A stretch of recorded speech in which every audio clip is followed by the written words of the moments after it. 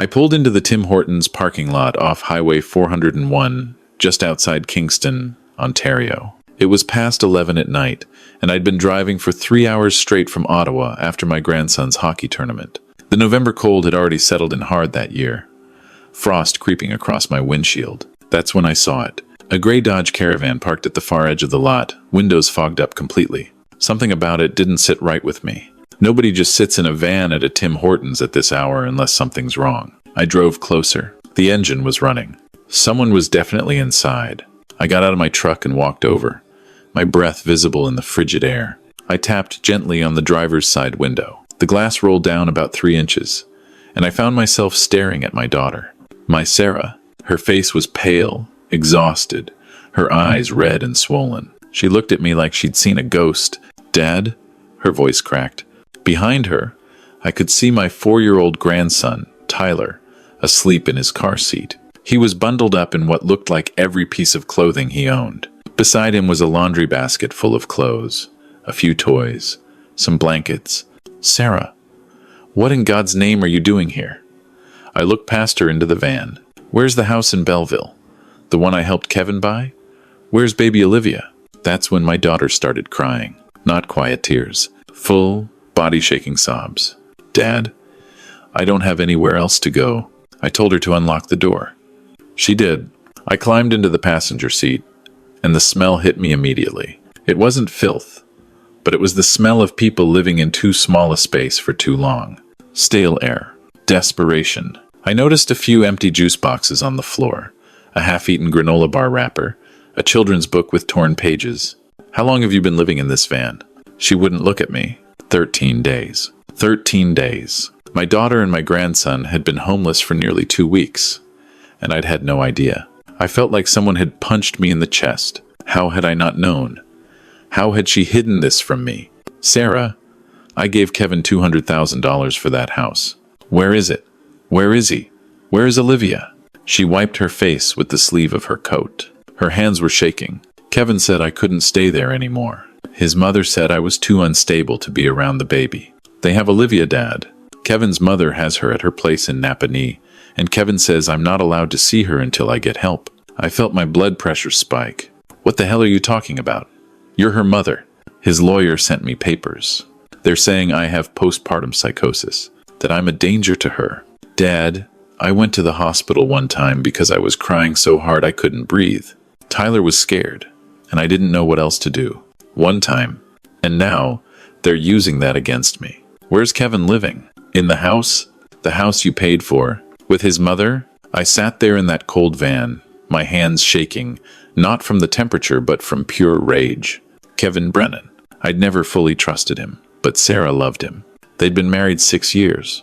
I thought he was decent enough. He had a job at a logistics company, made okay money. When Sarah got pregnant with Olivia, they needed a bigger place. Their apartment in Belleville wasn't going to cut it, so I helped. I'd sold my house in Ottawa after my wife Margaret passed 3 years ago, downsized to a condo. I had money from the sale. Sarah was my only child. Kevin came to me, said they'd found a perfect house, 3 bedrooms, big backyard for Tyler, close to good schools. But they were short on the down payment. I gave him $200,000. Cash transfer, straight to his account. Now my daughter was sleeping in a van at a Tim Hortons parking lot in November, while that son of a bitch lived in the house I bought. "Dad, I don't know what to do." Sarah's voice was so small. "I can't afford a lawyer. I've been working part-time at a grocery store, but it's barely enough for gas and food. Tyler can't go back to daycare because I can't pay for it. I've been parking here at night because the lights make me feel safer. During the day, we go to the library to stay warm. Tyler thinks we're on an adventure." My heart broke hearing that. Tyler thought this was an adventure. A 4-year-old boy sleeping in a van, and his mother had somehow managed to make him think it was okay. "What about your friends? Couldn't anyone help?" Sarah shook her head. "I tried. Jessica said she would have taken us in, but her husband said no. He didn't want to get involved in a custody situation. Amy lives in a 1-bedroom apartment. She doesn't have space. Everyone else, they just stopped answering my calls once they heard what was happening. Kevin's been telling people I'm unstable, that I abandoned my baby. No one wants to be associated with that." I looked back at Tyler, 4 years old. sleeping in a car seat because his mother had nowhere else to take him. His dinosaur blanket pulled up to his chin. He had a small stuffed moose clutched in his hand, one Margaret had given him for his 3rd birthday. "Get your things," I said. "What?" "Get Tyler, get whatever you've got in this van, and you're coming with me. Right now." "Dad, I can't ask you to." "You're not asking. I'm telling you. You're my daughter. Tyler's my grandson, and I'll be damned if I let you sleep in a parking lot one more night." She started crying again, but this time it was different. Relief, maybe, or just exhaustion finally catching up to her. We transferred everything into my truck. It didn't take long. She didn't have much. Clothes, a few of Tyler's toys, a diaper bag that was nearly empty, some granola bars, a gallon of water, Tyler's coloring books, a plastic bag full of diapers for Olivia that Sarah had been collecting in case she got her baby back. This was what my daughter's life had been reduced to. Everything she owned fit in 3 garbage bags and a laundry basket. Tyler woke up when I lifted him from the van. "Grandpa? Hey, buddy. You're going to come stay with me for a while, okay?" He nodded sleepily and wrapped his arms around my neck. "Are we still on our adventure?" I felt tears prick my eyes. "Yeah, bud. A new adventure." I drove them back to my condo in Ottawa. Sarah sat in the passenger seat, staring out the window, not saying much. I didn't push her. She'd talk when she was ready. Every so often, I'd glance over and see tears running down her face. But she didn't make a sound, just silent grief. When we got home, I set Tyler up on the couch with some blankets and put on a cartoon. He was asleep again within minutes, his little body finally relaxing in a warm, safe place. Sarah sat at my kitchen table, and I made her tea. It was nearly 1 in the morning, but neither of us was sleeping anytime soon. "When did you last eat?" I asked. She thought about it. "Yesterday morning. Tyler had the last of the granola bars today. I made her a sandwich. She ate it slowly, like she'd forgotten what real food tasted like. I made her another one, and she ate that too." "Tell me everything," I said. She took a shaky breath and started from the beginning. After Olivia was born in August, Sarah had struggled, not in a dangerous way, but in the way a lot of mothers struggle. She was exhausted. She wasn't sleeping. Tyler was acting out because of the new baby. Kevin worked long hours and wasn't home much. His mother, Diane, kept coming over unannounced, criticizing everything Sarah did. She told me I was holding Olivia wrong, that I was feeding her wrong, that the house was too messy. Kevin would just stand there and let her say these things. Sometimes he'd even agree with her. He'd say things like, "Mom's just trying to help, Sarah. Maybe you should listen to her." It started small. Diane would rearrange things in the house without asking. She'd show up with groceries Sarah didn't want. She'd take over bath time with Tyler, saying Sarah was doing it wrong. She insisted on being called Mama Diane by Tyler, which made Sarah uncomfortable. But Kevin said she was overreacting. Then it escalated. Diane started staying overnight without being invited. She'd sleep in the guest room and take over morning routines. She'd feed Olivia bottles even when Sarah said she was breastfeeding. She'd tell Sarah she looked tired, that she should go rest, and then Sarah would wake up hours later to find Diane had been alone with both children all afternoon. "I started to feel like a guest in my own house," Sarah said, "like I was just in the way." One night, about 6 weeks after Olivia was born, Sarah had a breakdown. Tyler had spilled juice all over the carpet.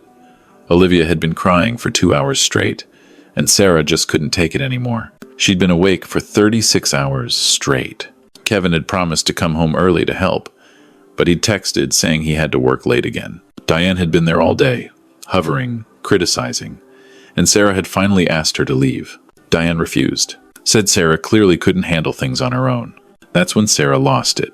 She called Kevin at work, sobbing, saying she needed help, that she couldn't do this anymore, that she felt like she was drowning. Kevin didn't come home. He sent his mother instead. "Wait," I interrupted. Diane was already there. "He sent her back?"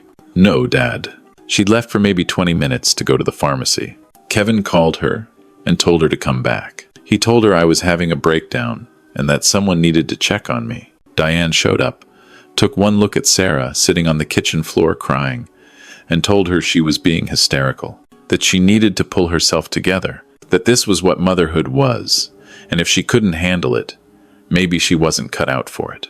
When Sarah kept crying, Diane called an ambulance. She told them I was talking about hurting myself. I wasn't. Dad. I swear I wasn't. I was just overwhelmed. But once she said that, the paramedics had to take me in. They kept her at the hospital for 8 hours.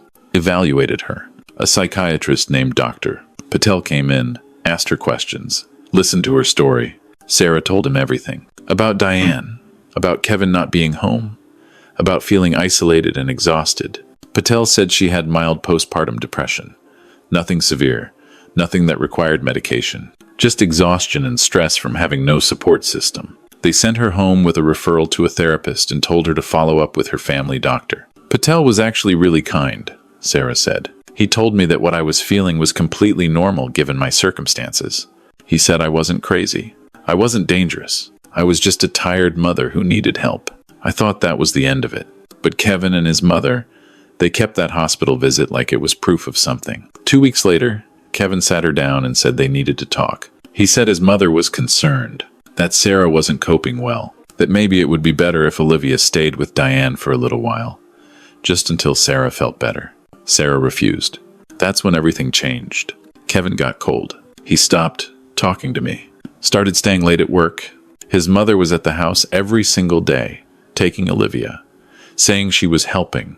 One day I came home from the grocery store, and Diane had taken Olivia to her place. I called Kevin, and he said it was temporary, just a few days. But it wasn't a few days. It turned into a week, then 2.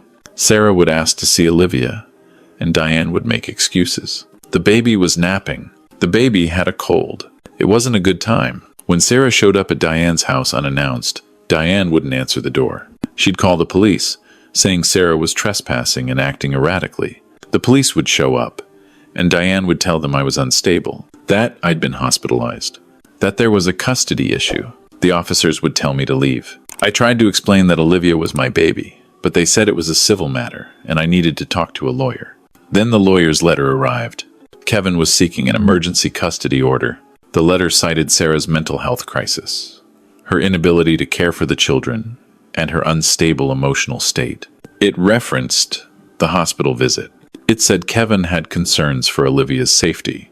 It included a statement from Diane claiming she'd witnessed Sarah neglecting the children and behaving irrationally. I panicked.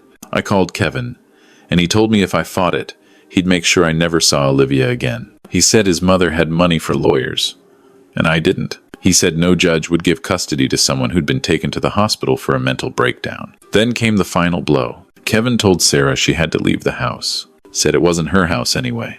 That his name was on the deed, not hers. Sarah showed him emails where they discussed the house being for their family, but Kevin said that didn't matter. Legal ownership was all that counted.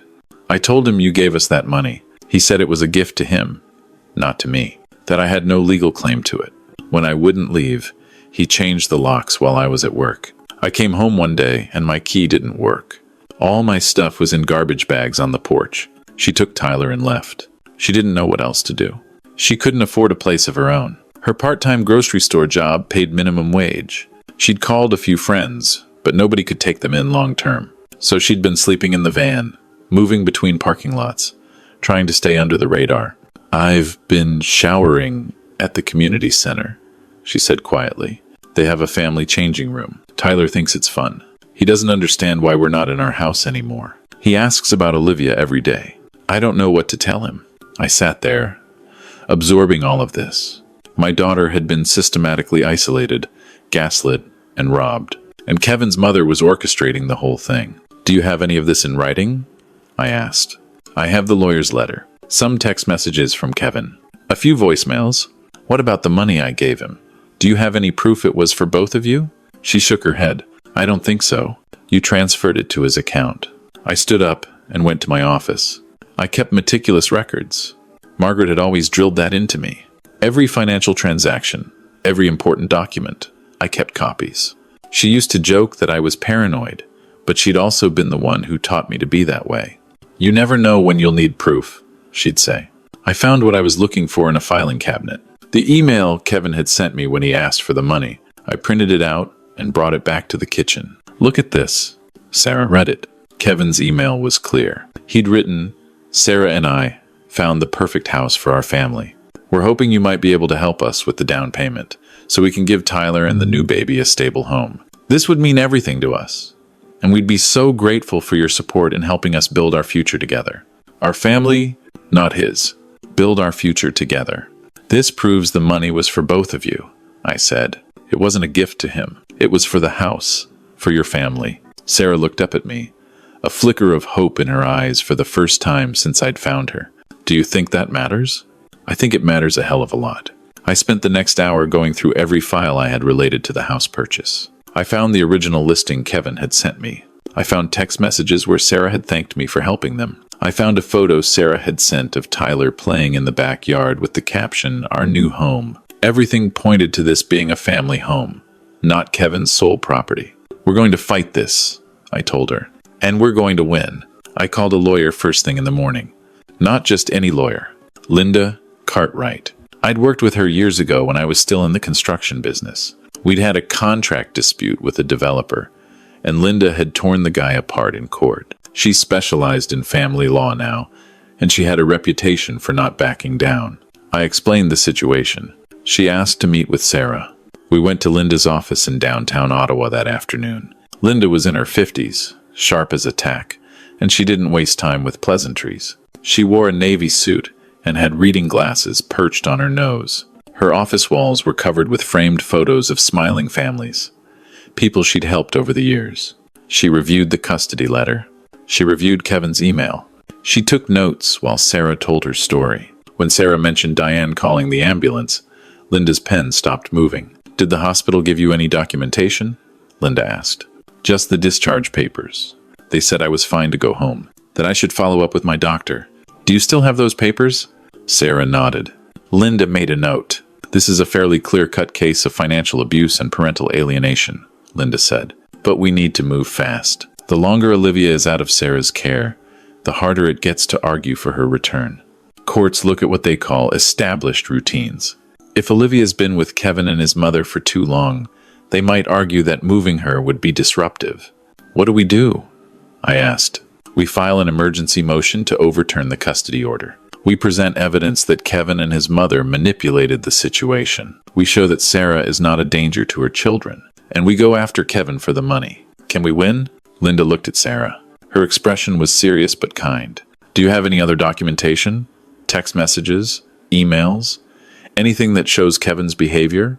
Or his mother's? Sarah pulled out her phone. She'd kept everything. Messages from Kevin telling her she was too emotional to see Olivia. Messages from Diane calling her unfit.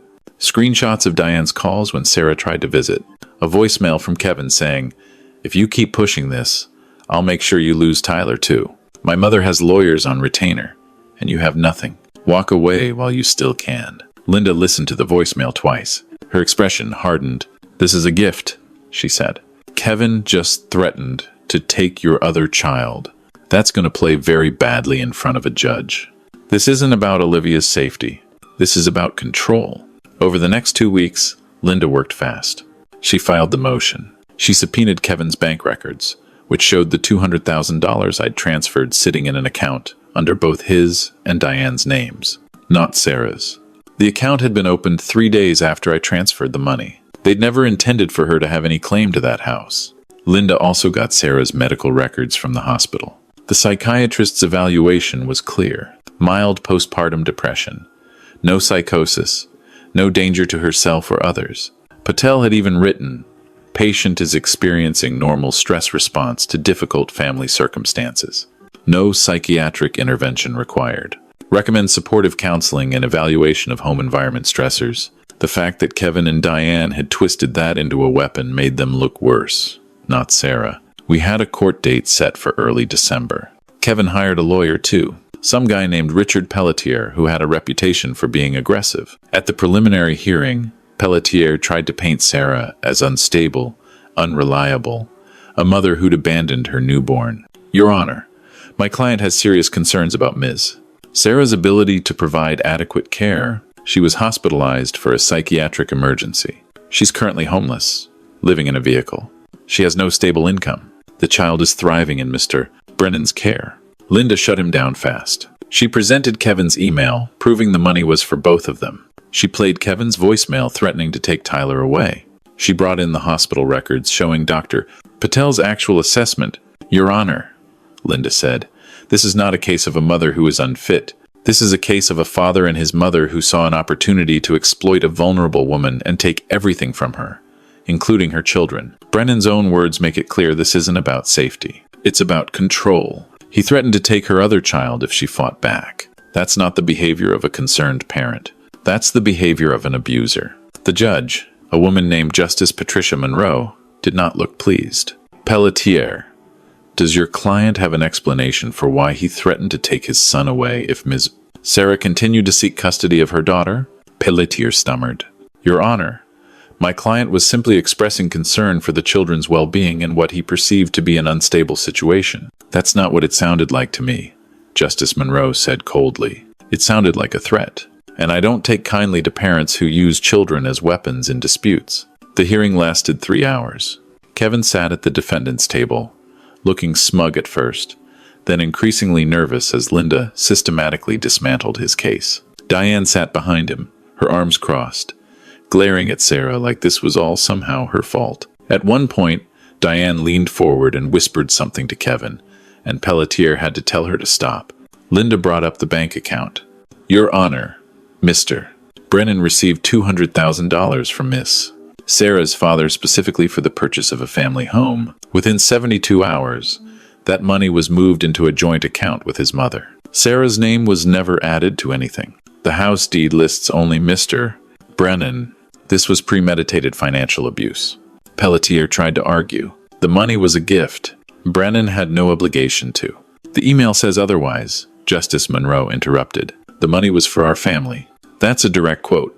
Not Mr. Brennan's family. Their family. When it was over, Justice Monroe delivered her ruling. "I find that the emergency custody order was obtained under false pretenses. Sarah is not a danger to her children. The psychiatric evaluation from the hospital is clear on this point.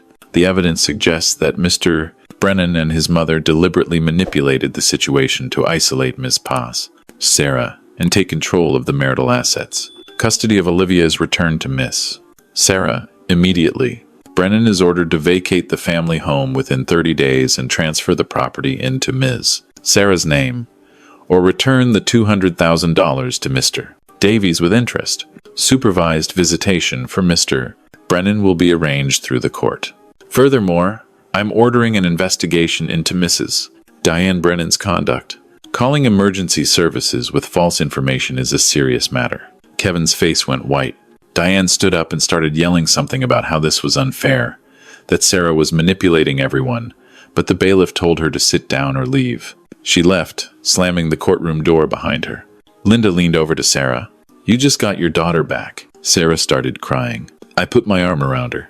That evening, we drove to Napanee to pick up Olivia. Linda came with us, just in case. Diane answered the door with the baby in her arms, and for a moment I thought she might slam the door in our faces. "You can't take her," Diane said. Her voice was shaking with rage. "She belongs with me.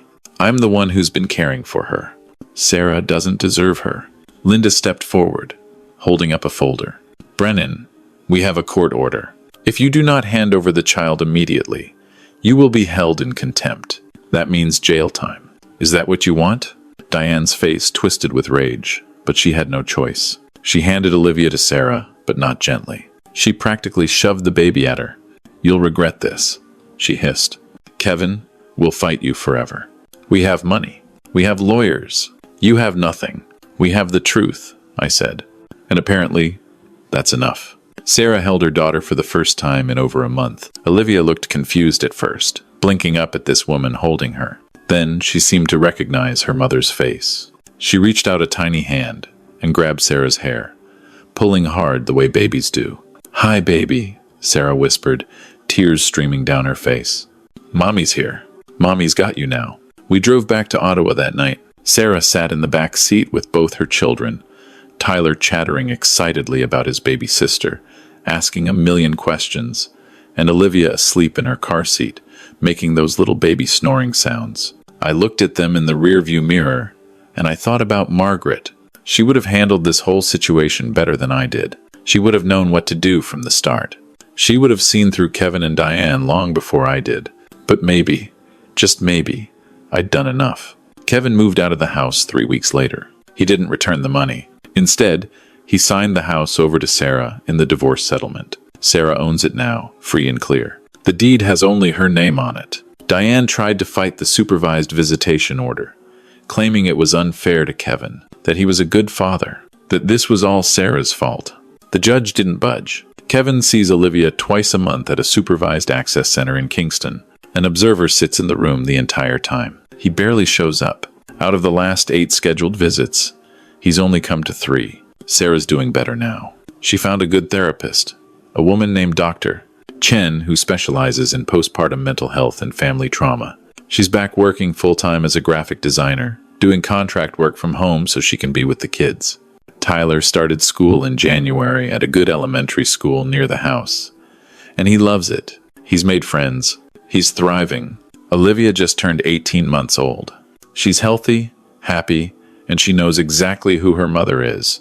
When Sarah walks into a room, Olivia's whole face lights up. As for me, I'm still in my condo in Ottawa, but I drive down to Belleville most weekends to see them. Tyler calls me every Wednesday night to tell me about his week, about what he learned in school, about the new friend he made. Sarah sends me pictures of Olivia almost every day. First steps, first words, every milestone I might miss. Kevin's not in the picture much anymore. Sarah filed for divorce, and it was finalized last month.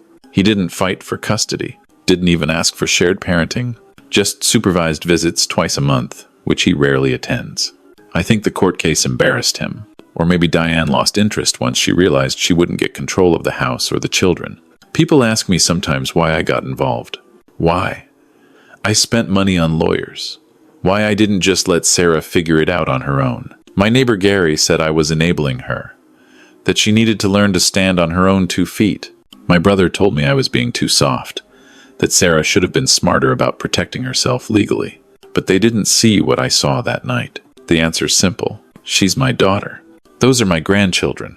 And when I saw her sitting in that van at a Tim Hortons parking lot in the middle of November with nowhere else to go, I knew I'd do whatever it took to bring her home. That's what family does. You don't turn your back when someone you love is drowning. You don't tell them to figure it out on their own. You wade into the water, you grab their hand, and you pull them to safety. That's what Margaret would have done, and that's what I'll always do.